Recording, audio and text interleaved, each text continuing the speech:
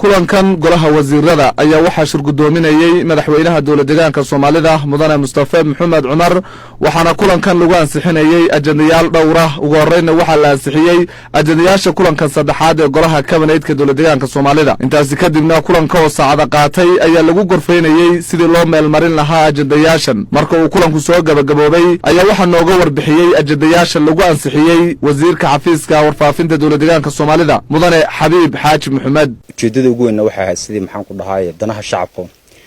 natiijo looga keen lahaa marka ajandayaasha maanta intooda badan waxay ahaayeen kuwa aan isleenahay shacabka deegaankeena ay wax ka bedel doonaan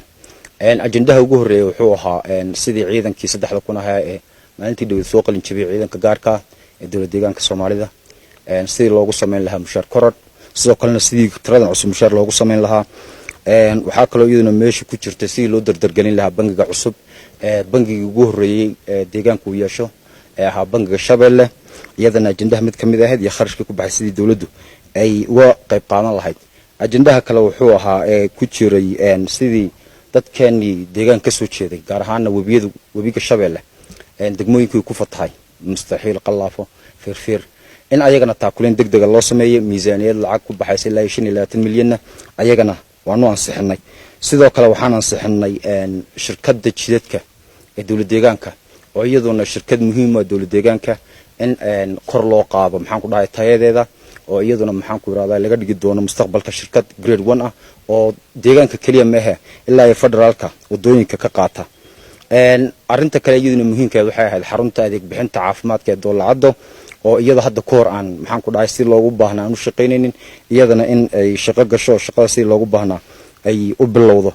arinta kale iyaduna muhiimkii waxay ahayd cagaareynta magaalada Goday waxaan ognahay dawlad deegaan ahaan iyo dal ahaan iyo adduunkaba in isbedelka cimiladu ay waxyaalo badan keeneen marka waxaa xukuumad ahaan la isla qaatay in magaalada Goday loo qaato in maxaan ku yiraahdaa ay noqoto green oo dhirayn iyo waxyaalo badan oo laga bedelayo maxaan ku yiraahdaa maadaama webigii noogu yaala maadaama dhul badan oo maxaan ku dhahay dhirbeeris fara badan laga sameyn karo jirto in iyadana ajandahan loo qaato waana la ansixiyay sidoo kale waxaan isla qaadan maadaama gobolada laga maarmaantay shaqooyinka ay shaqo muhiim ah tahay miisaaniyada loogu talagalay bitkaashkiina ayna ku filayn in ayagana kabitaan loo sameeyo sidoo kale waxaa dawladdu isla qaadatay in dhammaan dhulkii dawladda sida sharci darrada lagu qaatay oo dhan gacanta dawladda lagu soo celiyo oo ay noqoto maxaan ku yiraahdaa dhulkan sidii uu si sharci ah gacanta dawladda maadaama sharci darro markii hore ku baxeen si sharci ah gacanta dawladda loogu soo celiyo kadibna dawladdu ay go'aamiso dhulka waxa kamid ah Goday Qabri Dahar Dhagax Buur Jigjiga Marmaarsan dhammaan dhulkaas oo dhan in gacanta dawladda ku sharci darro ku baxeen gacanta dawladda lagu soo celiyo kadibna si sharci ah ay dawladdu u maamulto qodobka kale isaguna muhiimkii wuxuu ahaa ansixinta structure-ka xarunta naafada ee dowladda deegaanka Soomaalida iyadana waan ansixinay waxaan rajaynaynaa hadii Ilaahay yiraahdo inay noqoto meel adeegi loo baahnaa siisa dadka maxaan ku yiraahdaa naafada ah mid qodobka ugu dambeeya wuxuu ahaa in iyadana dib loo fiiriyo structure-ka xafiisyada heer deegaan oo hadda koor la kala qaaday hadda marka sidii ay u hawlgali lahaayeen shacabka adeegi loo baahnaa oo siin lahaayeen ayuu ahaa runtii dhammaan markaad fiirisid waxay ahaayeen ajandayaal muhiim ah sababta ilaa hadda ay waqtiga dheer noo qaadatay waxay in aan isla qaadano wixiina aan is aaminsiyo